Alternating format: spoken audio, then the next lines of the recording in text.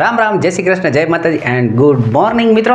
તમારા માટે સરસ મજાના 15 ટ્રીક 15 ટોપિક લઈને આવ્યો છે અને એ પણ ચમત્કારી 1-2 સેકન્ડની અંદર કરી શકાય એવા.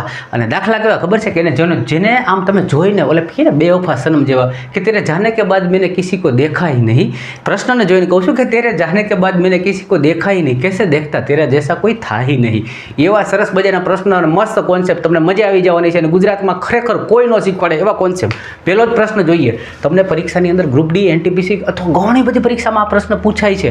આવી રીતે એક ચોરસ બનાવી દે અને એની બાજુમાં આવા વર્તુળના ટુકડા કરી દે. માથે લાંબો લાંબો ફકરો લખ્યો હોય કે એક ચોરસ છે, એની જેની ભુજા છે એ 4 સેન્ટીમીટર છે કે 4 મીટર છે, એવું ગમે એ આપી દે અને એની ચારે બાજુ વર્તુળના 4 ટુકડા કરીને લગાડવામાં આવ્યા છે. તો તૂટેલા વર્તુળનો એરિયા, તૂટેલા વર્તુળનું ક્ષેત્રફળ શું? એકદમ ઈજી, 1 સેકન્ડમાં કરી શકાય. હા, કરી શકાય.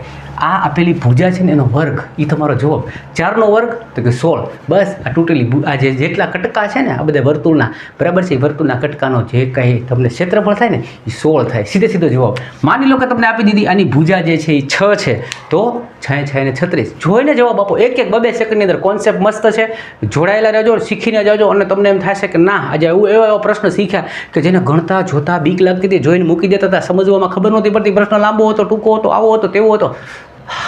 શાંતિ. બધું જ તમને સરસ મજાના કોન્સેપ્ટ હું શીખવાડી દઈશ. મજા આવી જશે, જોતા રહેજો.